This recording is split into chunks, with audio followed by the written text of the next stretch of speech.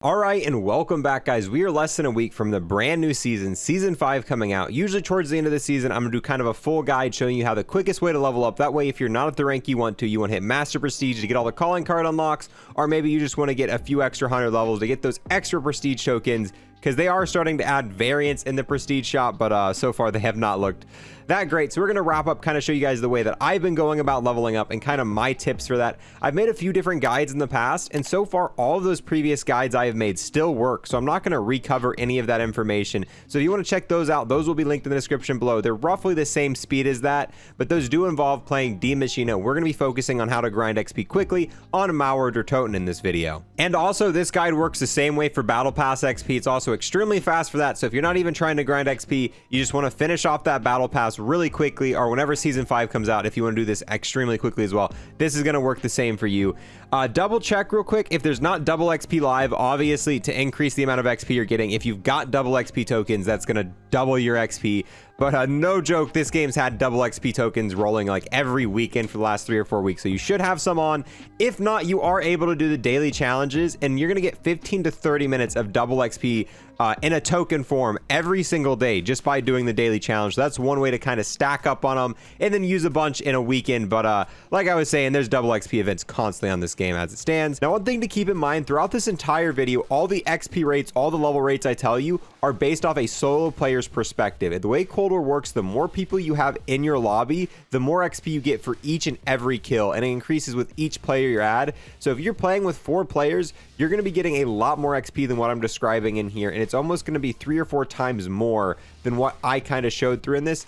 I wouldn't recommend just playing in public lobbies or with random people not also XP farming, because even though if you have more players, if everyone's spread out and not doing the same strategy, the amount of kills you're going to be getting is going to kind of ruin the fact that you're getting the more XP. So if you're trying to absolutely maximize this and get the max amount of levels, I am going to have our Discord linked below. You can join there, find 3 other people looking to XP grind, all do the same strat, kind of set up the same, get everything set up really quickly, get everyone in the same spot. That way you can absolutely maximize the amount of XP you're getting. For demonstration purposes, I was just kind of showing you it solo and showing you what you're going to get kind of XP rate solo in this video, because I know most of you guys are probably still going to end up grinding this solo, even though it is more beneficial to have more players. Now for the class setup I'm going to be using the E tool with Ring of Fire. The only thing required in this is a 1000% you need to have Ring of Fire, but you can use any other melee weapon you'd like or any sort of AR. The E tool is just probably the single best, and if you're trying to maximize your XP and getting the most XP per minute, you definitely want to use the E tool,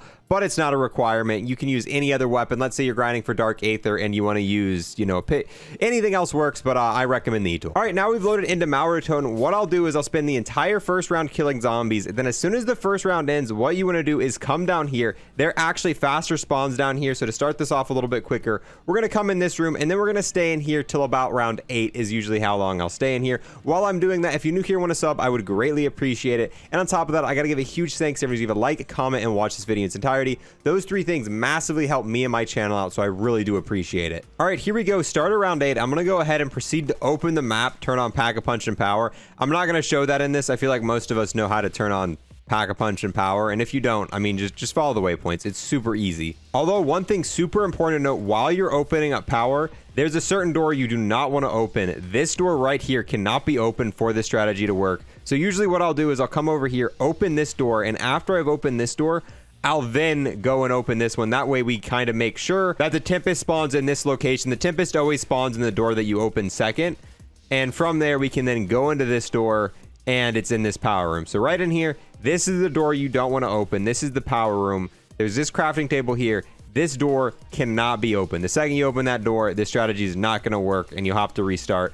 And there's really no other strat on this map that's going to be near as quick, so you definitely want to make sure this door stays closed. All right, now that Pack-a-Punch has been opened, we're going to go ahead, pack our weapon. Also going to put Shatter Blast. At this point in time, we need to start getting the Wonder Weapon. There's 2 ways you can go about this. You can do Trials, which is my preferred way just because I think it's a little bit quicker. Or if you want, you can also go ahead, build Klaus, and do the free Wonder Weapon Easter egg. I'm going to have a full guide for that link below if you do want to do that yourself. But I'm personally just going to do the trials real quick. And there we go. There is the Wonder Weapon. And then when it comes to perks, I'm going to buy every single perk, including Mule Kick. The only thing I'm not going to buy is Tombstone because it's not going to help you out in this strat whatsoever. I know a lot of people are going to comment, why Mule Kick if you're only going to have 2 weapons? because the ammo that you get and the fact that you have a 25% chance not to use Simtexes and all that good stuff, Mule Kick is very strong, very needed. So get Mule Kick. Tombstone on the other hand, yeah, you can not get that one. And now we're going to proceed to head back down to the power room. Let's go ahead and get some armor because that's important. Don't forget about that. And for right now, these early rounds are super simple, so I'm not even gonna really worry about pack-a-punching or anything. We're just gonna build up points. That way we can go pack-a-punch the E-tool and everything a bunch. So for these early rounds, all you want to do is kind of just spam the Wonder Weapon. We just got Mule Kick. Unfortunately, I used a lot of ammo before I bought Mule Kick, so I don't have a ton. And you know what? On second thought, I recommend pack-a-punching the Wonder Weapon at least once before you head down there, because I forgot you only get 30 bullets in a magazine unpacked. And yeah, Mule Kick's a lot less effective the smaller your magazine. So now you'll get a total of 50 bullets back, and it only costs 5,000 points to pack-a-punch once. So pack-a-punch once before heading down here in the spot. And all we're going to do is we're going to grind quite a few rounds. I'm not even, as soon as I have points to go pack-a-punch these weapon a second and a third time, I'm not going to do it just to save a little bit of time. This Wonder Weapon's pretty good, and you can go up and pack once, because the quicker you get done through this, the quicker you're going to grind the levels. And the more you're running around the map in other areas, the longer it's going to take to get XP. So you're trying to be as efficient about it as possible. And no joke, these early rounds are so easy. I'm not even really looking at my screen right now. These are the best time to pull up a YouTube video, pull up a podcast, maybe even Netflix if you want. Watch it on a side monitor or TV, because from round like 20 to 35, like we've got an unpacked weapon. You are going to want to save your Ring of Fire for Panzers, but even if you don't have a Ring of Fire, they're super simple. You're going to one-hit zombies. And this is perfect time to just grind XP while watching Netflix or something else on a side monitor. Oh yeah, here we go. Another important thing to note is you will get mod kits on the ground for the Wonder Weapon. For the most part, I wouldn't pick any of these up, especially on higher rounds. The laser one's useless, the shotgun one's useless. The only one that's kind of good is the Seeker, which is the one that I currently am using right now. This one's pretty cool for low rounds, and I'll pick it up sometime just to kind of save ammo, because you do get full ammo for the Seeker when you pick it up, so you can kill a lot of zombies. And then that will drop ammo that you can pick up for your main servers on the ground. Ooh, even got a max here. But yeah, other than that, stay away from the laser upgrade. Stay away from the shotgun upgrade. They're actually like completely useless. Oh, cool. Another Seeker. Look at that. Just completely filled our ammo again. And on lower rounds especially, this one's pretty decent. As we get to higher rounds, we're probably going to stop picking even the Seeker up. But low round Seeker equal good. All right, here we go. Round 31. We finally have enough to go ahead and upgrade everything. So the first thing we're going to do, we're going to max out the E-tool. We're going to go ahead and get that all the way up from the red tier to the orange tier. And we also got 90,000 points to pack-a-punch. And this was not hard at all. This Wonder Weapon in its base tier can carry you easily to round 30, enough to build up all your points. That way you're only coming up here once to pack. How quick is that? There we go. Now we have everything we need. We're fully maxed out and we're ready to start the main portion of this strat. It is still going to change as we go to higher rounds, because it just wouldn't make sense to do some of the stuff this early on.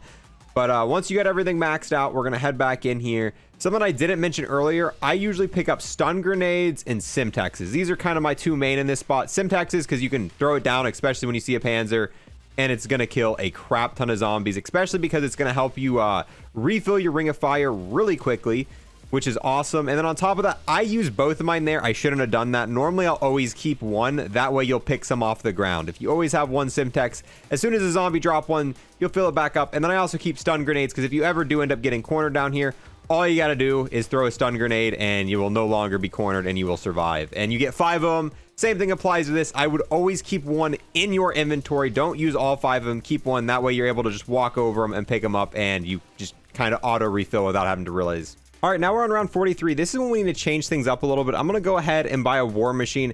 At this point, we're really going to be just farming for Ring of Fire. That's going to be the main thing we're trying to get here, Ring of Fire. And the quicker we get a Ring of Fire, quicker we'll be able to go through the round and do stuff. So obviously, one of the easiest ways is to shoot your weapon.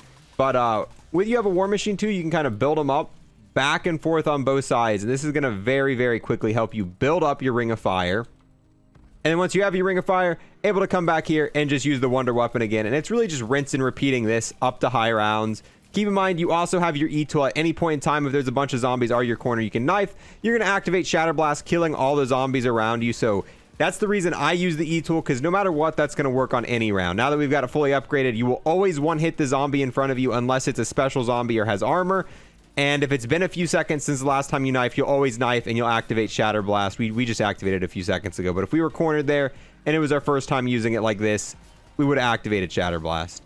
And that's really the main thing we're doing here. using the war machine, training up zombies, getting the ring of fire. And once you have the ring of fire, your goal is just to kill as many zombies as possible while you have it active to go through and get as many kills as possible. The more kills you get, the more XP you get. It's simple. But with that, that's really the entire strat. It's really just using the war machine, using Simtexes, all your stuff, building the ring of fire, getting kills. At some point, you're going to want to end this and kind of repeat, I'd say about round 60, because unfortunately, the way Cold War Zombies works is the higher you go, the more rounds you progress, the less XP you get per kill. That counts for weapon XP, normal XP. So after a certain point, you're just not going to be getting enough XP for the kills to be worth it. And I find that cutoff to be around the round 60 mark. We ended up getting about 13 or 14 levels in our run here. Took about an hour and 20 minutes, and we got about 250,000 XP. So if you play like 3 or 4 hours a day, you can get Master Prestige rank 200 in about 3 or 4 days. And if you really wanted to, in one single day, you can go from rank 1 all the way to rank 200. And that's all you need to do to unlock all of the permanent stuff. Past rank 2, actually I think it's 190, but we're going to say 200 for the simplicity's sake. Past rank 200, there's nothing you unlock that you can't unlock next season. The only thing past that you're going to get is prestige tokens and the ability to use your prestige tokens to buy higher calling cards. But all the seasonal challenges are unlocked at rank 200. So past that point, it's really, you know, your discretion. But if you've kind of slacked off this season and you're still rank 1, even if you wait till the last day, using this strategy, if you play long enough, you are able to get to 200. But I don't recommend it. That's too much. It's not healthy to play that much in one day. You'd be better off, you know, doing like a 50 ranks a day in the course of 4 different days. That would be a way better solution. So don't put it all the way off. But if you have, this is an amazing way to get XP, get Battle Pass XP, and it's really simple. And I like the fact that it's on Mauer to Toten. There's other strats that you can do on the other maps. Firebase is not that great for leveling up, but D Machina is just a slightly, I think it's a slightly bit faster and a little bit easier to do the Iron Lung strat. But I've done that the last few seasons. I do have a video on that link below if you want to check it out. But I have done that strat enough. I am so tired of doing the Iron Lung strat. We have gotten probably 500,000 kills in that strat. So for me and all my leveling up this season, I've been playing Mauer Toten, and we are currently ranked 713 doing this strategy pretty much this entire season long. So that is what I recommend. And with that, guys, we're going to go ahead and wrap up this video. If you have any other XP strats that you are utilizing or any other tips I can add to the strat to make it better, definitely leave it in the comments below. I'll favorite those comments so people are able to see those a little bit easier. So if you're looking for any additional tips, check the comments. But yeah, thank you guys for watching, and I'll see you guys next time. I want to take the last moment here to give a thanks to everyone who's became a Twitch sub, our YouTube member, and an extra special thanks to those who have taken above and beyond. We've got Chef, aka Chief, aka Classified. We've got the man whose name should be really easy to pronounce, Master. We've got my friend with the most stable PS5 ever, DX2069. We've got the Big Mac Bandit himself, Brian Plays. We've got the man, the myth, the legend, Cryptic, and then we have the absolute boss, Hunter Redondo. All these people have taken a step above and beyond and became Unlock++ members on YouTube. Thank you so much, true homies.